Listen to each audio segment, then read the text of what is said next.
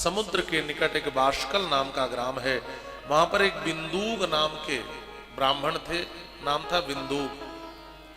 एवं कुजन संवासे ग्रामे वाष्कल संगीते तत्रैको बिंदुको नाम विप्र आसीन महाधमा। बिंदुक और बिंदुक का विवाह हुआ एक चंचुला नाम की स्त्री से। ध्यान से सुनना। स्वपत्नीम चंचुलाम नाम हित्वा नित्यम सुधर्मिणीम। यह जो वाष्कल ग्राम है ये समुद्र के निकट बसा है और यहाँ के लोग बड़े दुष्ट हैं, बड़े दुराचारी हैं।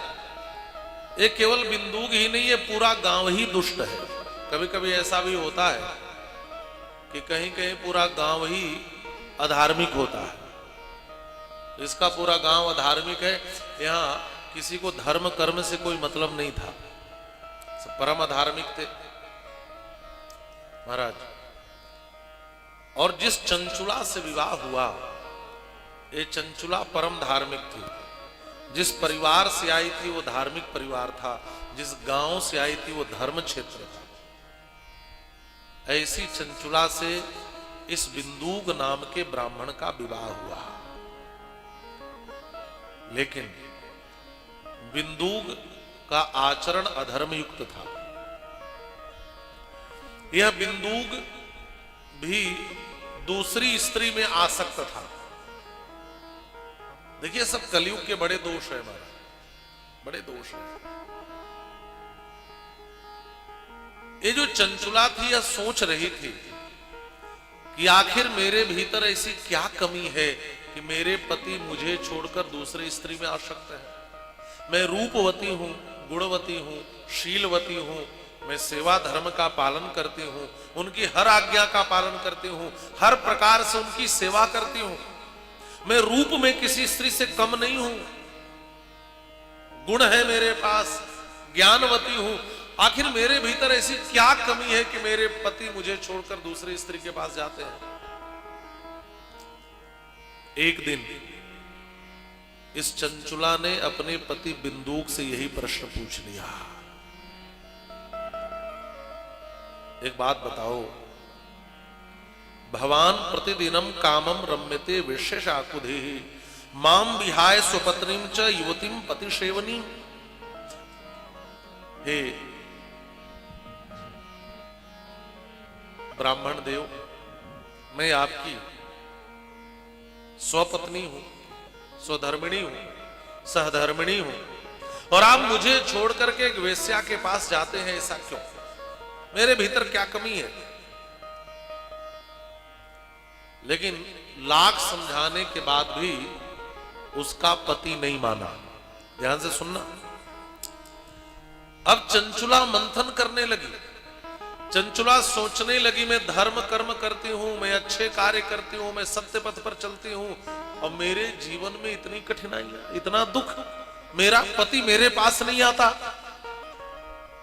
चंचुला ने भी एक कठोर निर्णय लिया। एक कथा मस्तिष्क को झंकृत कर देगी महाराज। एक कथा अंतरात्मा को झकझोर देने वाली कथा है। ये समाज में कथा उस आईने को दिखाने वाली कथा है जो आज समाज की यथार्थ स्थिति को प्रतिबिंबित करती है। आज भी समाज में बहुत से ऐसे लोग हैं जो धर्म पथ पर चलते हैं और उनके साथ बड़ा बुरा होता है। तब वो सोचने लगते हैं कि भाई मैं पूजा करता हूं, पाठ करता हूं, उपासना करता हूं, व्रत करता हूं, मैं अच्छे काम करता हूं, मैंने किसी का कुछ नहीं बिगाड़ा, फिर मेरे जीवन में ऐसा क्यों हो रहा है? ये सब आप सबके जीवन में भी ऐसी बातें आती होंगी। आप भी आत्ममंथन करते होंगे, आप भी विचार और चिंतन करते होंगे कि इतने अच्छे कर्म के बाद भी मेरे साथ ऐसा क्यों हो रहा है। ये चंचुला भी सोचने लगी, मेरे भीतर कोई कमी नहीं है, मैं इतना व्रत धर्म कर्म करती हूं और मेरे जीवन में ऐसा क्यों हो रहा है। तो ठीक है, मैं धर्म पथ पर चलकर देख ली, कोई सुख नहीं मिला, अब मैं अधर्म के पथ पर चलकर देखूंगी। और सबको छोड़ दिया। इसने भी एक पुरुष से प्रेम किया, अपने पति को छोड़कर दूसरे पुरुष में आसक्त हो गई। और इतना ही नहीं, ये तो दूसरे वेश्या के घर जाता था, बिंदुक इसका पति, और पत्नी चंचुला अपने घर पे ही अपने यार को बुला ली और कही मैं ऐसा ही जवाब दूंगी, मैं भी यही सब करूंगी। और एक दिन अपने यार उस पुरुष के साथ या आसक्त थी चंचुला, उसी समय उसका पति बिंदुक आ गया। ये शिव पुराण के महात्म्य की कथा है, ध्यान से सुनना। जब उसका पति आ गया और अपनी पत्नी को दूसरे पुरुष के साथ रत देखा तो लगा पीटने, पुरुष को नहीं अपनी पत्नी को लगा मारने, दूसरे कमरे में ले जाकर लगा पीटने। जब पीटने लगा तो उसकी पत्नी चिल्लाई, उसने कहा सुनो मैंने क्या गलत किया, तुम भी तो यही करते हो, तुम भी तो यही करते हो, मुझ पत्नी को छोड़कर दूसरी स्त्री के पास जाते हो। यदि तुम्हारे लिए यह उचित है, धर्म है, तो मैं ऐसा करती हूं तो मेरे लिए गलत कैसे हो गया? मेरे लिए गलत क्यों है? जब तुम्हारे लिए सही है तो मेरे लिए गलत क्यों है? मैं भी ऐसा करूंगी। आपको सुनकर आश्चर्य होगा, उसके पति ने कहा मैं इसलिए नहीं मार रहा हूं तुम्हें कि तुम कुछ गलत कर रही हो, मैं इसलिए मार रहा हूं कि तुम इस काम के बदले इससे पैसा क्यों नहीं ले रही हो। आदमी कितना गिर सकता है आप विचार करो, वह कितना नीच हो सकता है विचार करो। अपनी पत्नी से कह रहा है मैं इसलिए नहीं मार रहा हूं कि तुम जो कर रही हो मुझे गलत लग रहा है, मैं इसलिए मार रहा हूं कि तुम इस पुरुष से पैसा ऐंठो, पैसा खींचो। ये पति अपनी पत्नी को सिखा रहा है। एक कलयुग की कहानी है महाराज, एक कलयुग की स्थिति है जहां पति पत्नी दोनों साठ गांठ करके दुराचार करने लगे। पति के द्वारा किए गए दुराचार का विरोध पत्नी न करे और पत्नी के द्वारा किए गए दुराचार का विरोध पति न करे। और आज समाज में यही देखा भी जा रहा है। आपको पता होगा विवाह के बाद भी स्त्री या पुरुष दूसरे के संसर्ग में रहे तो अब तो कोर्ट ने भी कह दिया कि यह अपराध नहीं है। अब आप विचार करो, यह जो कहानियां हैं, ये जो कथाएं हैं, क्या ये समाज के कलयुग की स्थिति की ठीक ठीक प्रतिबिंब को प्रस्तुत नहीं कर रही हैं? क्या आज के लोग भी तो यही कर रहे हैं, जहां पति पत्नी दोनों सहमति से दुराचार करें। हमने सुना था कि अब बड़े बड़े सिटियों में की क्लब खुलने लगे। क्लिक की क्लब में पति पत्नी दोनों साथ जाते हैं और स्वेच्छा पूर्वक पति दूसरे के पत्नी के साथ और दूसरे का पति दूसरे के पत्नी के साथ स्वेच्छा पूर्वक रात बिताने लगे। भारत में जब की क्लब जैसी संस्कृति दिखाई देने लगती है तब समझ में आता है ये जो महात्मा में कथाएं लिखी हुई हैं यह समाज के उस दर्पण को प्रस्तुत कर रही है। दोनों व्यभिचारी होकर के जीवन जीने लगे। महाराज, भोगी व्यक्ति की आयु ज्यादा नहीं होती, ध्यान से सुनना, आयु ज्यादा नहीं होती।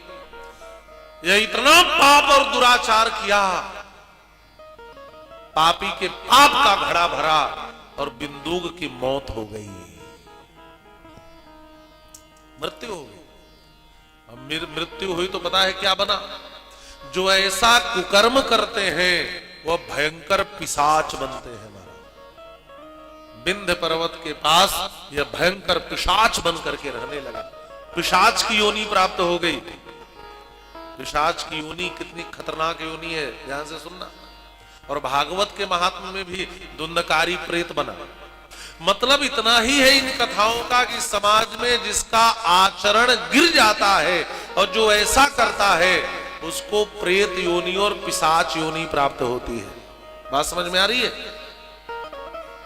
जो कुकर्म करता है समाज में, जो धर्म पथ को छोड़कर चलता है, वह ऐसी योनि को प्राप्त करता है। अब जरा इन योनियों में मिलने वाली दुर्दशा को भी आप सुन लो।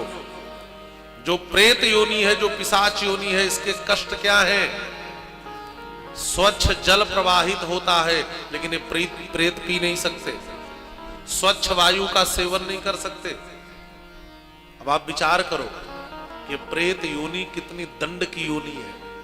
ये बेचारे दंड भोग रहे हैं इस योनि में आकर के। इधर आप दुराचार या व्यभिचार तभी तक कर सकते हैं जब तक शरीर में शक्ति है, जब तक रूप और यौवन आपके पास है, तभी तक आप ये सब कर सकते हैं। ये संसार है, यहाँ सब कुछ ढलने वाला है महाराज, सब कुछ ढल रहा है।